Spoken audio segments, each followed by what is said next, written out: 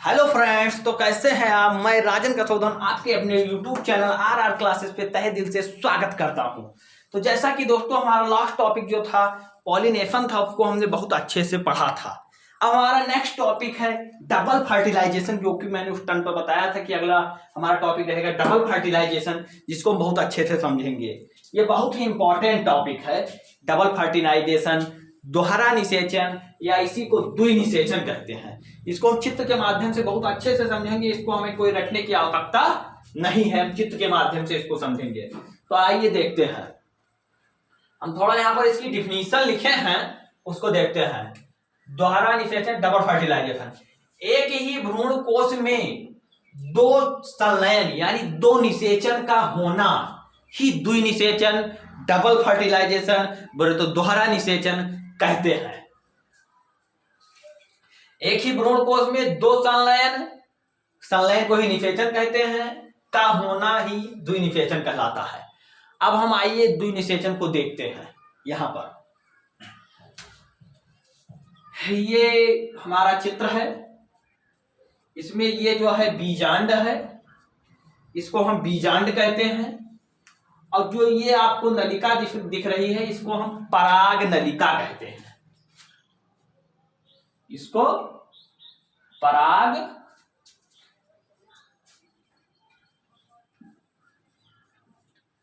नलिका कहते हैं, पराग नलिका कहते हैं।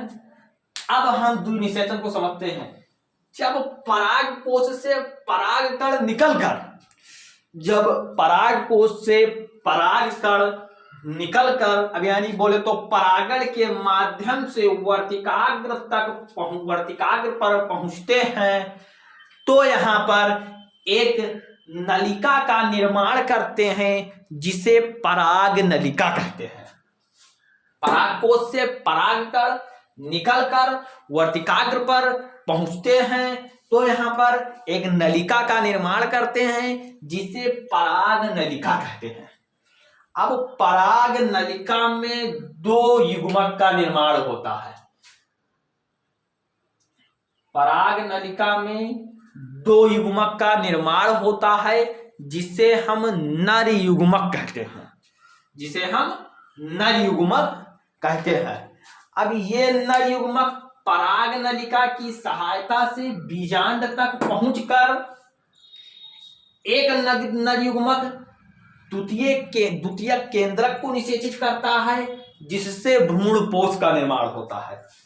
एक नर युग्मक द्वितीय केंद्रक को निषेचित करता है, ये हमारा द्वितीय केंद्रक है, द्वितीय केंद्रक को निषेचित करता है, जिससे भ्रूणपोष का निर्माण होता है, जिससे भ्रूणपोष का निर्माण होता है। तथा जो दूसरा वाला नर युग्मक है, वो अंड कोशिका को निषेचित करता है, या बोले तो बीजांड के अंड कोशिका को निषेचित करता है, जिससे युग्मनज का निर्माण होता है, जिससे युग्मनज का निर्माण होता है।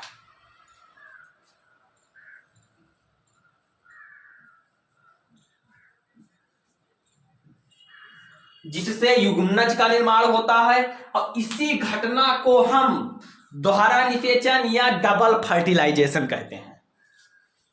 इसी घटना को हम दोहरा निषेचन या डबल फर्टिलाइजेशन कहते हैं। अब इसका शॉर्ट डिफिनीशन हमने यहाँ पर लिखा है कि एक ही भ्रूणपोष में दो संलयन निषेचन का होना ही द्वि निषेचन कहलाता है। एक ही भ्रूणपोष बोले या एक ही अंडाशय में दो संलयन निषेचन का होना ही दोहरा निषेचन कहलाता है। अब एक हमारा यह है नोट कि एक नर युग्मक तथा द्वितीय केंद्रक के मिलने को त्रिसंलयन कहते हैं।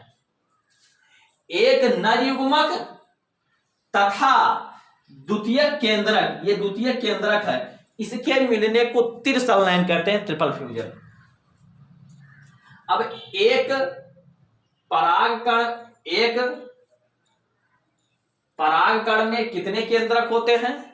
तो दो नर कितने युग्मक होते हैं? दो नर युग्मक। एक पराग कण में दो नर युग्मक होते हैं। जब, अब इसको हमने समझा, अब इसको हम एक बार फिर से समझेंगे कि जब पराग कण वर्तिकाग्र पर परागण के माध्यम से पहुंचते हैं, तो यहाँ पर एक नलिका का निर्माण कहते हैं जिसे हम पराग नलिका कहते हैं। पराग नलिका में दो नर युग्मक का निर्माण होता है जिसे हम नर युग्मक कहते हैं।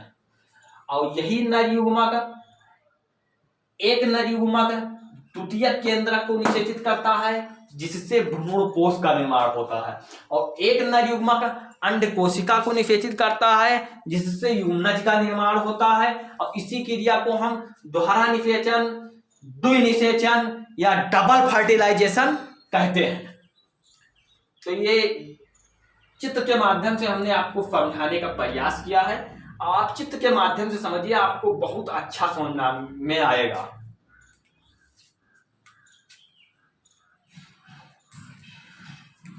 तो ये रहा हमारा टॉपिक डबल फर्टिलाइजेशन, जिसको हमने बहुत अच्छे से समझा। अब हमारा चैप्टर लगभग एंड की तरफ है। अब जो नेक्स्ट हमारा चैप्टर आने वाला है वो ह्यूमन रिप्रोडक्शन है, जिसको भी हम बहुत अच्छे से पढ़ेंगे। तो इस तरह से मैं अपने क्लास को एंड करता हूँ। जय हिंद दोस्तों, bye bye, love you, take care.